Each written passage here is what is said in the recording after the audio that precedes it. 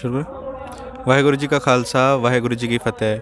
मेरा नाम है रफ्तार सिंह और आज हम बैठे हैं सरदार सवंत सिंह के साथ, जो कि किसान मजदूर संघर्ष समिति के जनरल सेक्रेटरी हैं पंजाब से। आपका बहुत बहुत स्वागत है धन्यवाद। जी। सबसे पहले मेरा ये सवाल है कि बहुत सारे एक्टिविस्ट वगैरह ऐसे हैं जिन्हें सरकार के द्वारा, पुलिस के द्वारा दबाया गया। उनमें से एक है नवदीप कौर।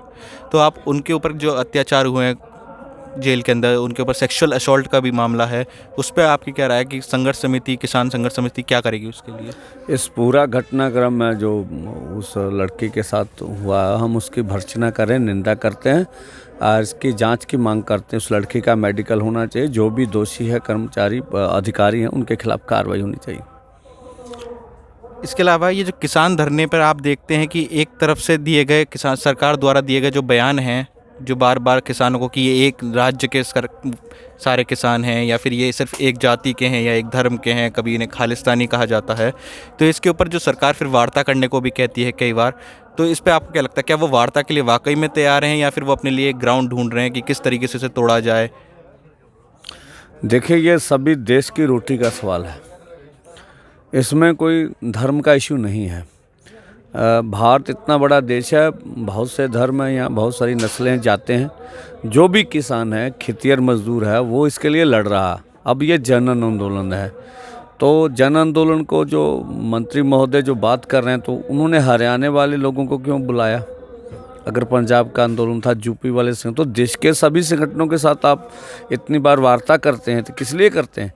तो ये जो हरियाणा में इतना बड़ा जन सैलाब आया है, जैसे यूपी में आया, अब तो राजस्थान में भी इतना बड़ा जन सैलाब है, तो पूरा उत्तर भारत उठा है। महाराष्ट्र है, जैसे उड़ीसा है, जैसे केरला है, बंगाल है, तो बहुत सारे हिस्से हैं, उत्तरपुरा जैसे स्टेट्स हैं, वहाँ साउथ इंडिया में बहुत बड़े आंदोलन। तो ये सब उनके कहने से तो नहीं होगा।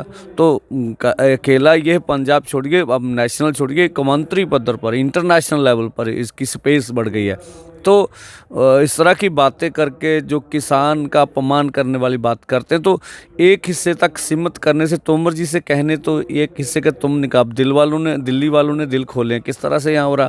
तो ये सब बातें जो है सही, जो अभी किसान का आंदोलन है उसको सही महत्व ना देकर ही सरकार अभी तक कोई सही रिजल्ट नहीं निकाल सकी है। इसके अलावा आप एक देखेंगे कि 26 जनवरी को जो हिंसा हुई, फिर उसमें एक तरीके से कहा गया कि दीप सिद्धू उन्हीं का आदमी है, फिर उनकी गिरफ्तारी की मांग हुई, फिर उसको लेकर अब उनकी गिरफ्तारी हो चुकी है। तो इसको आप किस तरीके से देखते हैं? क्या सिर्फ उन्हें फंसाया गया या फिर वो उन्हीं के आदमी थे? देखिए, ये जो 26 का षड्यंत्र था, जो किसान आंदोलन को डिरेल करने के लिए, पूरा उस आंदोलन को पटरी से उतारने के लिए, ये किसानों का कोई भी वैसा मंशा नहीं था उधर जाने का, कुछ भी करने का। तो वो तो देखिए, जो नेक्स्ट दिन जो कमिश्नर जी ने वहाँ पीसी की थी, तो उन्होंने कहा था हमने इतने बड़े प्रबंध, हमने किसानों को रोका नहीं। तो कुछ सवालों के घेरे में तो जो सुरक्षा के प्रबंध होने चाहिए, सरकार अपनी जिम्मेवारी से भाग रही है। तभी हमने कहा भी इसकी जांच जो है सुप्रीम कोर्ट के एक हाई कोर्ट के साबका जज से, सुप्रीम कोर्ट के जज से होनी चाहिए, तो देश के सामने सच आ जाए, सरकार फंसती हुई नजर आएगी। पर वो जब 29 को हमारे ऊपर हमला किया गया, हमारी स्टेट पर, यहाँ भाजपा के लोगों ने, वो साफ साफ हमने लिया। अमन डुबास, प्रदीप खत्री, वो साफ दिख रहे हैं। और जो गाजीपुर में किया, तो पूरे देश को सच्चाई सामने आ गया। अब देश पूरा उनके खिलाफ खड़ा हो गया।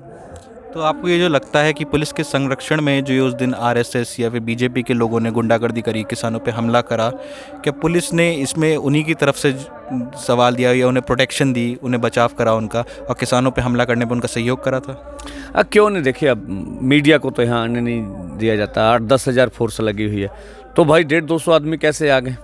आप आम लोगों को जैसे तंग कर रहे हैं, 5 किलोमीटर उनको चलना पड़ रहा, आना पड़ रहा। अब यहाँ पानी बंद कर रहे हैं, आने जाने की सुविधा नहीं दे रहे, तो वो कैसे आ गए?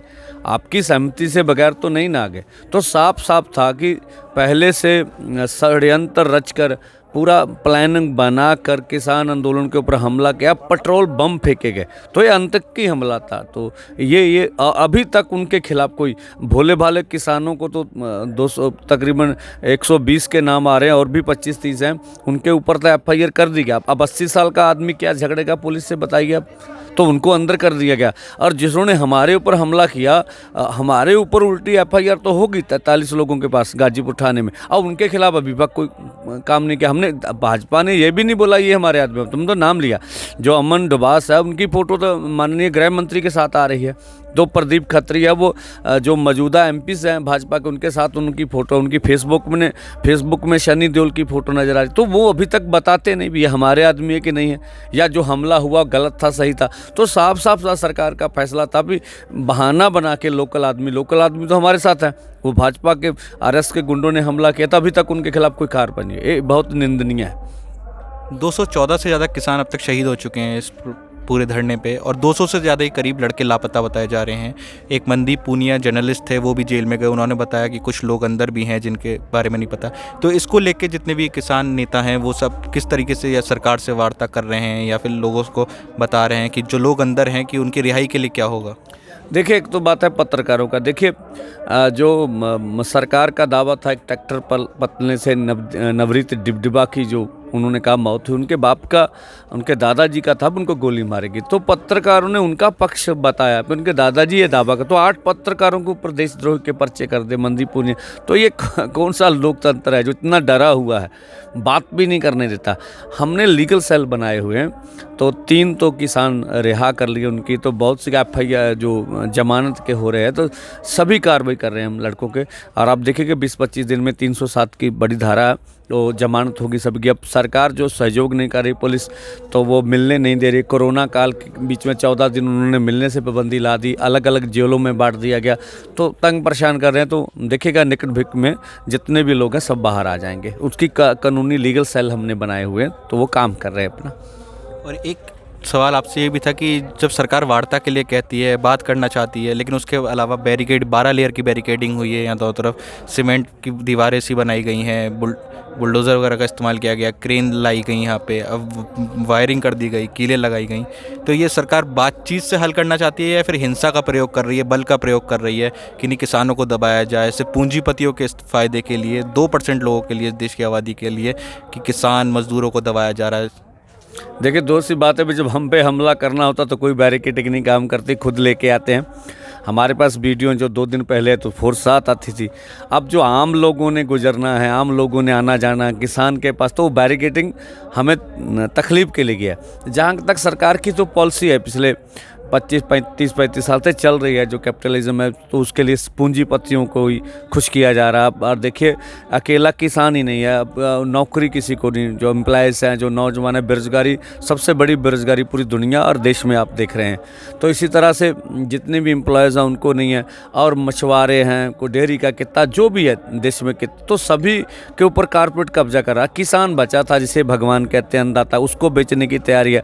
ये जो मॉडल है अमेरिका में फेल हो चुका है, यूरोप में फेल हो चुका है। अब अमेरिका $60,000 अपने किसान को सब्सिडी देता है, 1.5% से लोग अधिक वहाँ खेती नहीं करते, वहाँ भी खुदकुशी हो रही है। 425 बिलियन डॉलर अमेरिका के किसानों के ऊपर कर्ज है, तो बताएं ना मोदी जी, तो वहाँ फेल हो गया। तो यहाँ तो 1945 से लेकर 2015 तक 40 लाख अमेरिका के किसान खेती से बाहर हुए हैं, उनकी आबादी का बहुत बड़ा हिस्सा है। तो इसी तरह कारपोरेट घराने अगर हमारी खेती में आ गए तो हम खेती से बाहर हो जाएंगे। तो हम रोटी की लड़ाई लड़ रहे हैं, रोटी की असल पेट की लड़ाई है, इसमें और कुछ भी नहीं है। तो देश का भी पेट पालते हैं, अपना भी पेट पालते हैं, तो उन्हें फिर कुरंगत दी जा रही है जिस तरह भाजपा की मंशा रही है, ऐसा नहीं होना चाहिए। तो ये अभी ये सिर्फ एक लड़ाई नहीं रही है या फिर एक आंदोलन नहीं रहा है, ये पूंजीपतियों के खिलाफ एक तरीके से युद्ध है? क्यों नहीं, पूंजीपति जो पूरे देश के जो आम जनमानस है, उनके सब जितनी पूंजी है पहले उनका खून निचोड़ चुके हैं, जो थोड़ा बहुत रह रहा है। देखिए, सीधी सी बात है कि अब जो कुदरती संसाधन है, जो खेती बाड़ी जो है अनाज पैदा करता, तो अब उसके ऊपर कब्जा लेना, पक्के माल पर तो उनका कब्जा, बाजार पर उन्होंने कब्जा कर रखा है। अब रह गया था खेती सेक्टर, तो खेती सेक्टर को अपने हाथ में लेके पूरी तरह लोगों को भी अब खाएंगे तो हमसे पूछ के खाइए, पैदा करना तो हमसे पूछ के पैदा करिए, इसके लिए लड़ाई लड़ी।